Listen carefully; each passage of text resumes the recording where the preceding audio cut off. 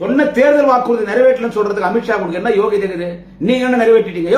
15 லட்சம் ஒரு அக்கௌண்ட்ல போடணும்னு சொன்னது யாரு? அந்த பெரிய மனுஷன் நரேந்திர மோடி சொல்ல, आप सबका अकाउंट में मैं 15 लाख डालूंगा। अरे मेरे भाइयों बहनों, आप सबको बैंक अकाउंट में हम तो 15 लाख डालूंगा। आप सबको आएगा, अब घर को आएगा, बैंक अकाउंट को आएगा 15 लाख। हमारा भारतीय जनता पार्टी को आप तो इस चुनाव में वोट डालो, हम तो 15 लाख डालेगा। आपका भैया है ना मैं मोदी, मैं तो 15 लाख डालूंगा।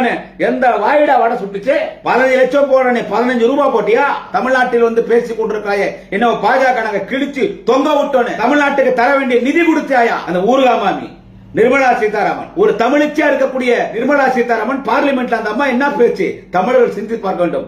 தமிழ் தமிழ் தமிழ்னு பேசுறீங்களே, தமிழ் படிச்சா பிச்சை கூட எடுக்க முடியாது, பிச்சை தான் எடுக்கணும்னு கூட சொல்ல, தமிழ் படிச்சா பிச்சை கூட எடுக்க முடியாதுன்னு பேசிருக்கிறிய நிர்மலா சீதாராமன். நீ வந்து தமிழ்நாட்டை பத்தி பேசுறியா?